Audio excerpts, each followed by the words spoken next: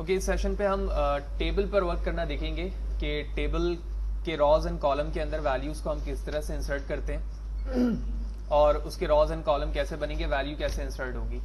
तो जिस तरह प्रीवियस सेशन पे हमने एंकर टैग्स और टेबल डेफिनेशन देखा, उसके बाद से मैं मूव करता हूँ आगे की तरफ और सबसे पहले हम एक टैग बनाते हैं टेबल के नाम से। तो टेबल का टैग ओपन हुआ, क्लोज हुआ, उसके बाद हम एक टैग बनाएंगे टेबल रॉ, और इस टेबल रॉ के अंदर डिफरेंट टेबल डेटा हो सकता है, तो विच मीन टीडी, ठीक है, टेबल डेटा 1, और मैंने यहाँ लिखा फॉर एग्जांपल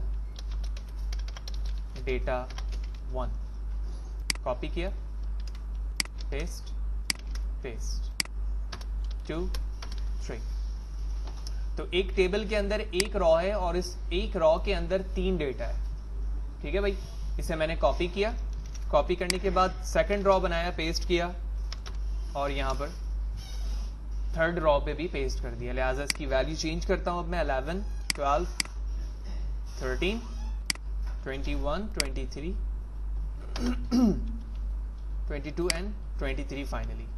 तो 3 रॉज हैं और हर रॉज के अंदर 3 वैल्यू है। कंट्रोल एस करता हूं, अपने वेब ब्राउजर पे वापस आता हूं, पेज को रिफ्रेश करूंगा एंड हियर इट इज, ठीक है। तो 3 टेबल यहां शो हो रही है, लेकिन इसमें बॉर्डर नहीं है, लिहाजा हम मीनिंगफुल पैटर्न पे इसे देख नहीं पा रहे। लिहाजा इसके लिए मैं चलूंगा अपने टेबल के ओपनिंग टैग में और यहां पर यूज करूंगा बॉर्डर। तो बॉर्डर यहां पर HTML का एट्रीब्यूट है। जब भी मैं CSS की प्रॉपर्टी अप्लाई करता हूं इनलाइन, तो इससे पहले मैं स्टाइल जरूर लिखता हूं। जब मैं स्टाइल के बगैर कोई चीज लिख रहा हूं, which mean we are talking about attribute of HTML। तो बॉर्डर के अंदर जो पिक्सल साइज चाहिए मुझे, इसकी विड्थ, वो मैंने 3 ले लिया अभी, ठीक है। कंट्रोल एस करके ब्राउजर पे वापस आता हूं, पेज को रिफ्रेश करता हूं, सो ये इसका बॉर्डर जनरेट हो चुका है, क्लियर है। तो यहां पर हमने इसकी एक हेडिंग बना ली। फर्स्ट के अंदर आप चाह रहे हो अगर हेडिंग बनाना, तो आप फर्स्ट में हेडिंग बना सकते हो। तो मैं इससे कर देता हूं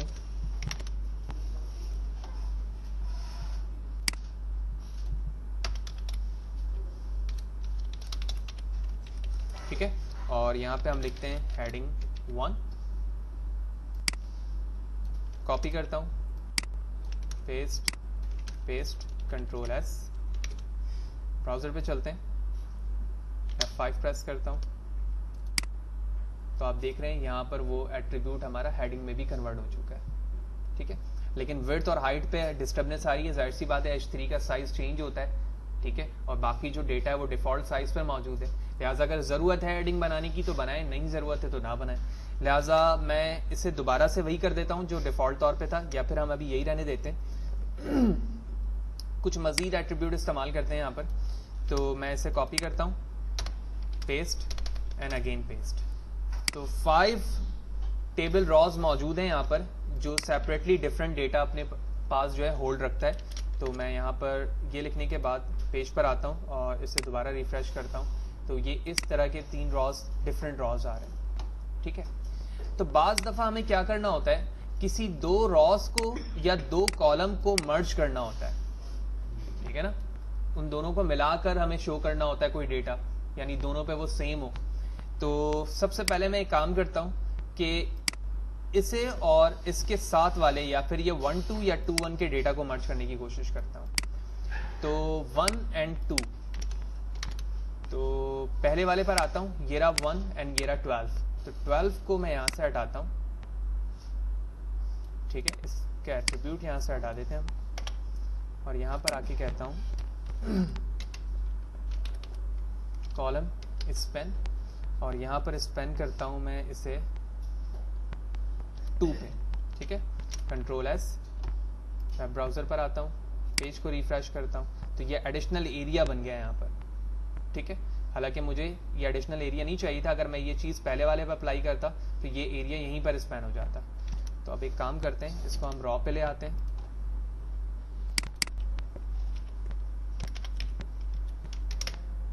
ठीक है। ये रॉ स्पेन है, जो चीजें मैंने कॉलम के लिए लिखी थी वो रॉ के लिए लिखता हूँ। कंट्रोल एस करता हूँ, वेब ब्राउजर पे चलता हूँ, उसके बाद पेज रिफ्रेश करता हूँ। तो अब आप देख रहे हो कि ये दोनों एरिया क्या हो चुका है, मर्ज हो चुका है और ये वो एरिया है जिसको मैंने अभी ब्लैंक छोड़ा था, लिहाजा मैं बैक करता हूं।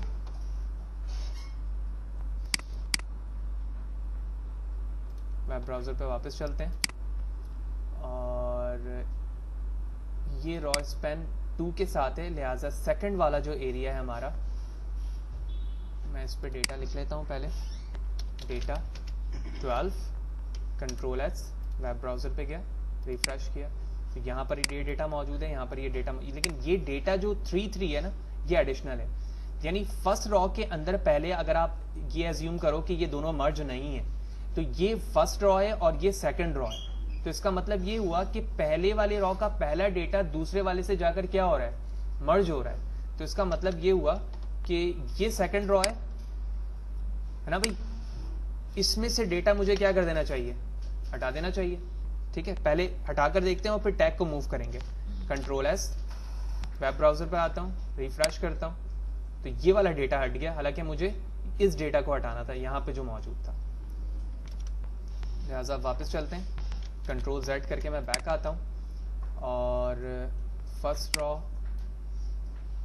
सेकंड रॉ का ये डेटा है, मैं इसको हटा देता हूँ यहाँ से। कंट्रोल एस करते हैं, रिफ्रेश करता हूँ तो आप देख रहे हैं वापस मैं अपनी जगह पर आ चुका हूँ। तो ये दोनों एरिया मर्ज हो चुका है, यानी 1 2 3 4 डेटा 4 डेटा, लेकिन यहां पर कितना डेटा है, 3 की वजह ये है कि 1 के बाद जो 2 था ना, उस 2 की जगह पर मैंने यहां से टैग ही हटा दिया है टीटी का।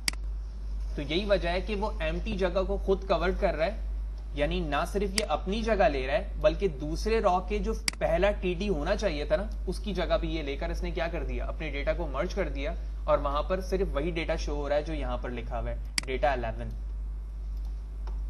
Is it clear? ठीक है, तो जो चीज आपने इस वक्त रॉ में की है वही चीज आप कॉलम में भी कर सकते हैं। तो कॉलम का क्या रवैया होगा, कॉलम का रवैया इसमें रिव्यू पे इस तरह से होगा कि ये वाला डेटा इसके साथ आकर मर्ज हो जाएगा। ठीक है, यानी अगर मैं ये कहता हूं कि ये 12 को इस 13 के साथ मर्ज करना है मुझे, तो इसका मतलब ये हुआ कि पहले डेटा के साथ ही दूसरा डेटा यहां मौजूद है ना, तो सबसे पहले तो मुझे ये डेटा ढूंढना है कि ये 12 कहां लिखा हुआ है। लिहाजा डेटा 12 हमारे पास यहां मौजूद है और इस चीज को मुझे किसके साथ करना है, 13 के साथ, जो कि इसके सामने मौजूद है। लिहाजा पहले तो मुझे 13 को हटाना पड़ेगा, तो मैं 13 को यहां से हटाने से पहले यहां पर पहले करूंगा कॉलम स्पैन 2 और इसे यहां से क्या कर देता हूं, मूव। क्यों? क्योंकि इसकी जगह भी मुझे लेनी है। कंट्रोल एस, रिफ्रेश करता हूं पेज को तो अब आप देख रहे हो कि वो दोनों ने इसकी जगह ले ली। पहले मैंने इस चीज को रॉ पे लगाया था, अब मैंने इस चीज को किस पे लगा दिया, कॉलम पे लगा दिया। तो पहले मैं जिस जगह को लेना चाह रहा हूं, यानी जिस जगह के साथ मैं मर्ज करना चाह रहा हूं, उस जगह को पहले उस जगह से हटा दूंगा। जब मैं हटाऊंगा तो उसका स्पेस वहां पर मौजूद होगा और जब इसका स्पेस होगा तो मैं उस चीज को उसके साथ मर्ज कर दूंगा। यही वजह है मैं यहां पर कॉलम स्पैन की क्वांटिटी 2 लिख रहा हूं, यानी 2 सेपरेट टैग आपस में मर्ज होंगे। अगर इसके बाद मजीद कोई टैग होता तो मैं 3 भी लिख सकता था, 4 भी लिख सकता था। जितने आगे टैग्स होंगे, जितने टैग्स को आप मर्ज करना चाह रहे हो उतनी क्वांटिटी बताओगे। तो 2 का मतलब ये है कि एक ये खुद और इसके एक बाद आने वाला है, वो दोनों क्या हो गए, यहाँ पर मर्ज हो चुके हैं। अब आप इसको CSS की एट्रीब्यूट लगाकर मजीद मैनेज भी कर सकते हो, यानी आप ये चाह रहे हो कि ये सेंटर पे दिखे तो आप इसे सेंटर पे भी दिखा सकते हैं। ठीक है, तो इस टैग को अब हम चाह रहे हैं कि ये सेंटर पे दिखे बिल्कुल इस तरह से। तो इसके लिए हमें क्या करना होगा, हमें पहले तो मैं पेज को रिफ्रेश करता हूं और यहां पर आके कंट्रोल एस और फिर रिफ्रेश, तो ये इस तरह से हमें दिखेगा। इसको सेंटर में लाने के लिए हमें क्या करना होता है, जिस टैग में आपने कॉलम स्पैन अप्लाई किया है वहां पर आप HTML का एट्रीब्यूट इस्तेमाल करेंगे अलाइन और सेंटर। इसी तरह जहां पर कॉलम स्पैन अप्लाई किया है वहां पर भी अलाइन एंड सेंटर अप्लाई करेंगे। कंट्रोल एस करेंगे और वेब ब्राउजर पर आएंगे और उसे रिफ्रेश करेंगे तो आप देखेंगे कि जो एरिया आपने मर्ज किया हुआ था वो अब सेंटर पे आपको दिख रहा है। इसी तरह कोई कलर अप्लाई करना है तो भी आप यहाँ पे कलर अप्लाई कर सकते हैं। CSS अप्लाई करें तो और भी मीनिंगफुल है, तो लिहाजा मैं यहाँ पर आता हूँ, मैं डायरेक्ट BG कलर लेता हूँ और ये कर देता हूँ। ठीक है, ये वाज़ेह है अभी मैंने क्या इस्तेमाल किया है, HTML एट्रीब्यूट इस्तेमाल किया है। कंट्रोल एस करने के बाद वेब ब्राउजर पे आता हूँ, रिफ्रेश करता हूँ। आप देख रहे हो वो एरिया का कलर बैकग्राउंड चेंज हो गया, सिर्फ उस सिलेक्टेड एरिया का जहां पर मैंने टैग के अंदर अप्लाई किया है। उसी एट्रीब्यूट को मैं यहां से कॉपी करता हूं, स्पेस पेस्ट करता हूं। इस कलर को चेंज करना है। जब ये कलर शो ना हो रहा हो फॉर एग्जांपल, तो आप हैश क्लिक करोगे, खुद ब खुद आ जाएगा ये, ठीक है। तो मैं यहां से ले लेता हूं दिस, नहीं ये कलर सही नहीं है,